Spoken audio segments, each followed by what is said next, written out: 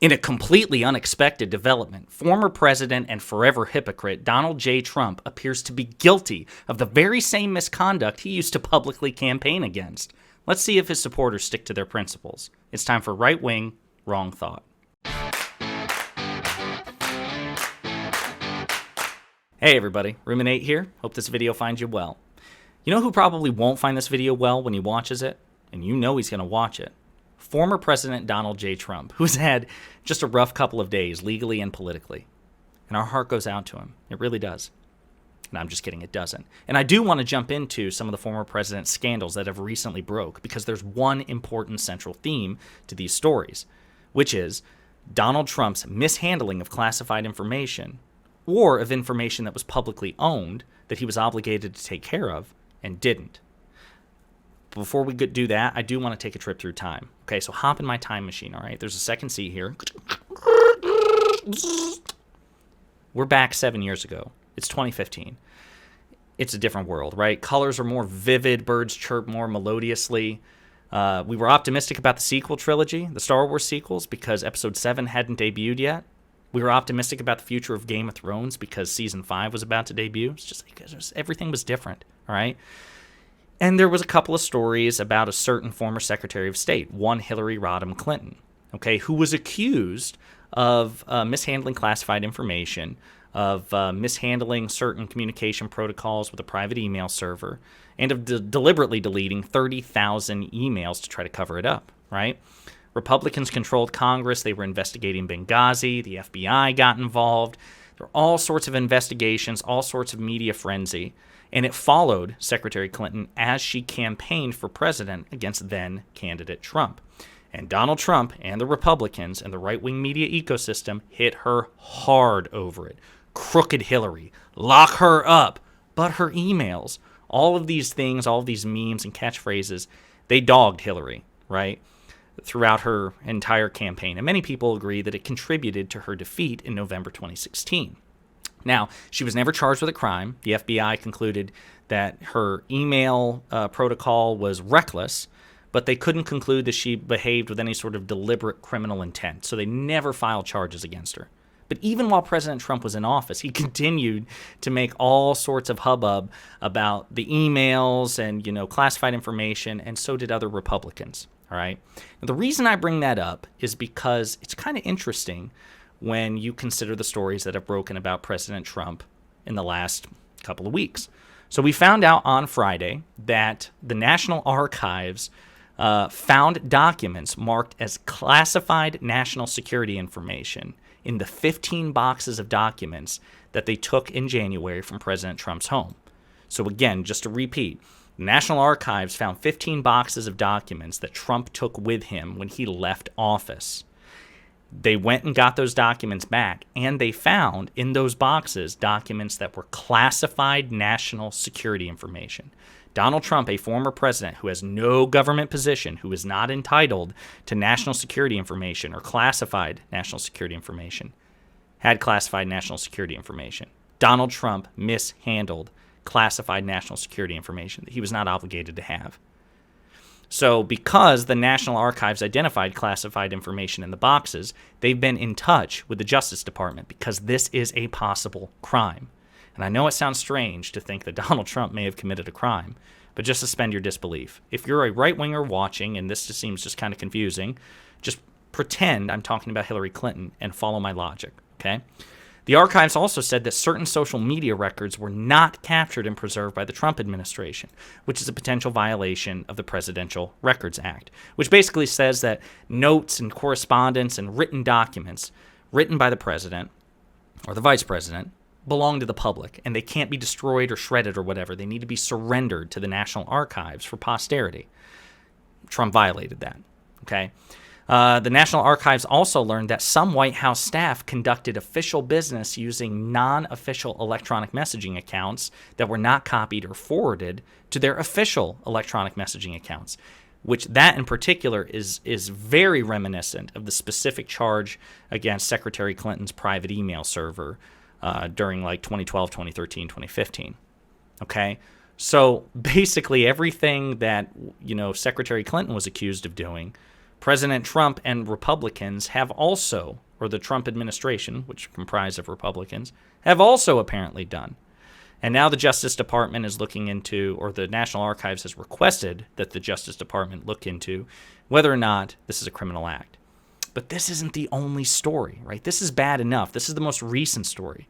But within the last couple of weeks, we found out about similar reporting about a similar fiasco, okay? So a New York Times reporter, Maggie Haberman, that Trump was obsessed with, he obsessively followed her coverage of politics and of him while he was in office. She's writing a book about President Trump, and she's interviewed all kinds of sources within and around the Trump administration. And what she found out was that while President Trump was in office, staff in the White House residence periodically discovered wads of printed paper clogging a toilet, and believed that the president had flushed pieces of paper, Maggie Haberman scoops. The revelation by Haberman, whose coverage as a New York Times reporter Trump obsessively followed, adds a vivid new dimension to his lapses in preserving government documents. Trump has told people that since leaving office, he's remained in contact with North Korean leader Kim Jong-un, which is really weird. Kim Jong-un's not the first person who comes to mind as like an ideal pen pal, but whatever. I guess authoritarians, takes one to know one. It's kind of a match made in heaven. Whose love letters, as Trump once called them, were among the documents the National Archives retrieved from Mar-a-Lago. Okay. Trump's handling, the National Archives has asked the Biden Justice Department to examine Trump's handling of White House records amid the congressional investigation into the January 6th assault on the Capitol. The Washington Post reports that the National Archives officials suspected Trump had possibly violated laws concerning the handling of government documents. Okay. So it kind of feeds the hypocrisy that Republicans are willing to employ, right? So we're talking about a specific person, Donald Trump, who just repeatedly bashed a Democrat for certain behavior, certain alleged misconduct, and apparently he's guilty of the same, if not worse. So we probably expect that sort of hypocrisy from President Trump, but what's also interesting to me is how the Republican Party at large responds to this, okay? Because it wasn't just Trump criticizing Clinton over her emails. Mainstream media made a lot of buzz about it, and the Republican Party in general did as well. So the question becomes, okay, those who criticized Secretary Clinton then over alleged misconduct, how are they responding now? And I got to say, I expected it would be worse, but I'm still not inspired. So let's take a look at a video that the Washington Post has so graciously put together to capture this, okay? Rules and regulations that what she says and what she communicates and what she deliberates should be part of the historical record. But she chose to say, no, I'm not going to follow those rules and regulations. Not only am I going to have private email, I'm going to put the server in my house so that there's no way anyone could find out what was really said. Certainly, it would be nice to have a historical record to know what the president said to other nations and to have classified information back. But we don't know precisely what's been lost and what will be able to be recovered. And as I said before, he has a long list of things he's done that I consider to be very detrimental to the nation. And I add this to the list. I don't put it at the top of the list. It's more down towards the bottom. Secretary Clinton sent and received emails that contained highly classified information. If the average American did that, they'd lose their clearance, their job, and might even go to jail. The law is the law, and it ought to be enforced. I wouldn't separate Trump from any other public official. See, I mean, there's nothing special about him or anybody else. The law says you got to preserve records, so you preserve records. Hillary Clinton is disqualified from being the commander-in-chief of the United States. In fact, one of her first acts as president may very well be to pardon herself, because Hillary Clinton stored classified information on her private server. They've made up so many stories about Donald Trump over the years that, I mean, things that I just knew were flat out untrue. But nowadays, in the mainstream media, you just need one source to smear Donald Trump. Maybe you don't even need that. So it's hard to tell anymore what really happened and what didn't. The documents that were at Mar-a-Lago, by all accounts, were turned over. Look, if the process wasn't followed there, then there needs to be something that happens about that. It's not a crime, I don't believe. That's interesting. It may very well be a crime, right? Certainly mishandling or possessing, classified national security information when you're not legally allowed to. That seems like it would be a crime. The Presidential Records Act, now there is no enforcement mechanism of which I'm aware. Like there's no if you are guilty of violating the Presidential Records Act, then this. But it would be breaking the law, certainly, because the Presidential Record Act is the law. It's just one that there might not be, a legal consequence to. The point is this, okay? This is yet another in a long line of Republican double standards, okay? All the buzz about Secretary Clinton, this was not a minor story. The mainstream media, right-wing media, and conservatives and the Republican Party in general hammered Democrats and Hillary Clinton about this for years, okay? The question is, how do you handle it now that it's a Republican, okay? Because the logic is the same. A powerful political figure mishandling documents, classified information, it deserves scrutiny and it deserves condemnation and it deserves punishment. And Donald Trump was even more powerful than Hillary Clinton. I mean, it's bad enough when a Secretary of State, who is very powerful, is accused of doing it. But when the President of the United States, the most powerful person in the world, is guilty of it, and apparently quite guilty of it, I mean, repeated lapses, repeated errors, then the condemnation should be just as bad. The condemnation should be just as severe, and this should follow Donald Trump, at least as long as it followed Secretary Clinton.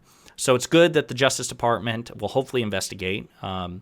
Merrick Garland has been very much behind the scenes. I like to think that because he's a respected professional, he's exercising his due diligence and that he'll follow the facts accordingly. But people are right to want this investigation. There should be congressional investigations. Donald Trump should be given the Hillary Clinton treatment in terms of constant media outrage about this. This should be a talking point that Democrats constantly nail Republicans over and just take them to the mat with it.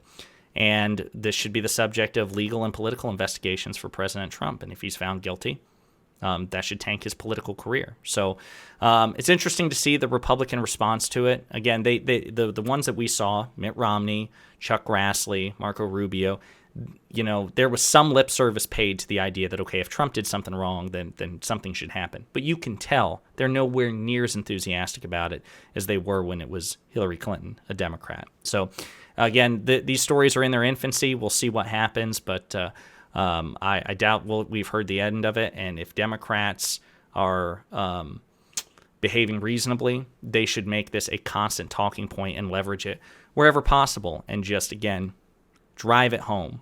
Give Republicans the same treatment that they gave Democrats, and we'll see where it goes. Hey, thank you so much for watching. Now, we're looking to grow the channel as aggressively as possible this year, so if you haven't yet, we'd really appreciate it if you like, subscribe, and follow us on any or all of our social media pages. The links are below. And whether you agree or disagree with the contents of this particular video, you are welcome to leave a comment because we are always open to constructive feedback and discourse. And on that note, I look forward to pondering politics and pop culture again with you real soon.